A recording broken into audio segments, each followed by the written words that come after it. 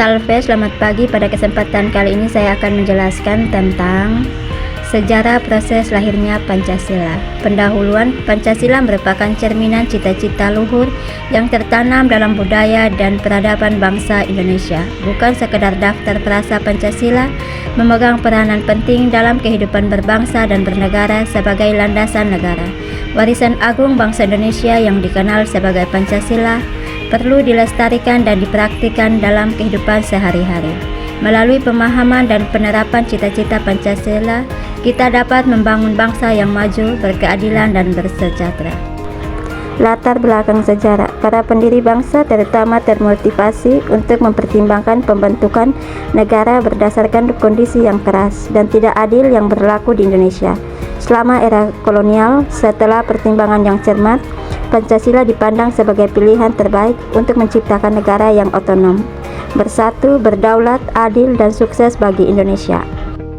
Tujuan utama lembaga yang didirikan oleh pemerintah Jepang pada tanggal 29 April 1945 ini adalah untuk mempersiapkan dan melakukan penyelidikan yang berkaitan dengan kemerdekaan Indonesia.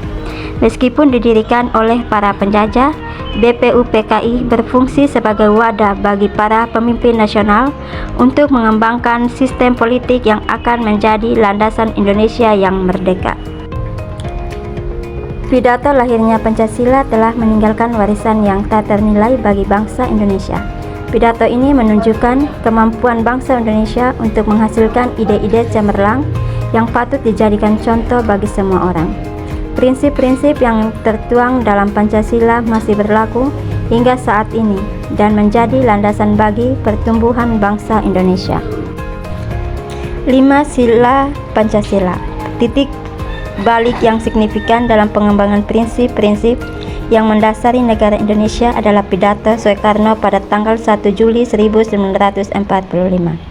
5 prinsip yang dikemukakannya menjadi model bagi Pancasila sebagaimana yang berlaku saat ini. Sebagai landasan kehidupan berbangsa dan bernegara Indonesia, setiap konsep memiliki hakikat yang sama meskipun urutannya berbeda-beda.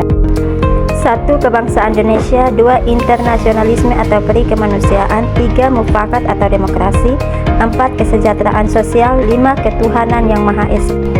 Dalam sejarah pergerakan kemerdekaan Indonesia, Panitia 9 memegang peranan penting berkat kerja keras dan pemikiran yang cermat dari para anggotanya. Lahirlah Piagam Jakarta yang menjadi dasar kemerdekaan Indonesia. Selanjutnya, Piagam Jakarta direvisi menjadi pembukaan Undang-Undang Dasar 1945 sebagaimana yang berlaku saat ini. Perubahan Piagam Jakarta. Perubahan rumusan sila pertama Piagam Jakarta menjadi keutuhan yang Maha Esa merupakan keputusan yang sangat bijaksana. Keputusan ini menunjukkan bahwa para pendiri bangsa memiliki visi yang jauh ke depan untuk membangun negara yang bersatu, berdaulat, adil, dan makmur.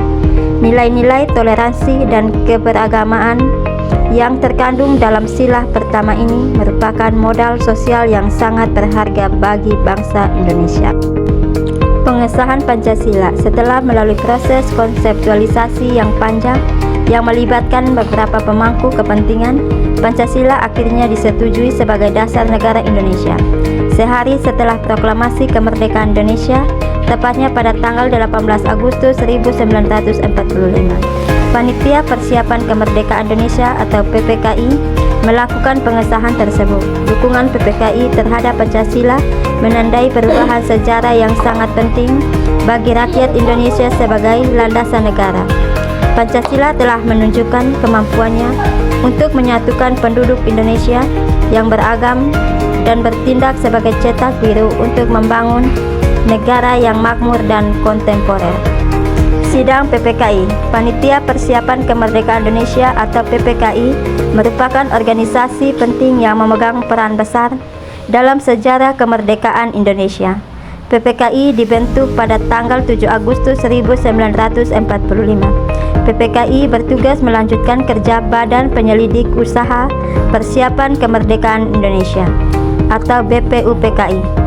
Panitia ini memiliki misi utama untuk mempersiapkan proklamasi kemerdekaan, memindahkan kekuasaan, serta membentuk Undang-Undang Dasar atau UUD dan Tata Kenegaraan Republik Indonesia.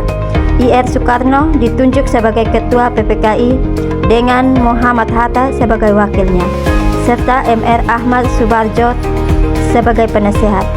Tugas besar yang diemban oleh PPKI menjadi fondasi penting dalam pembentukan negara Indonesia yang merdeka.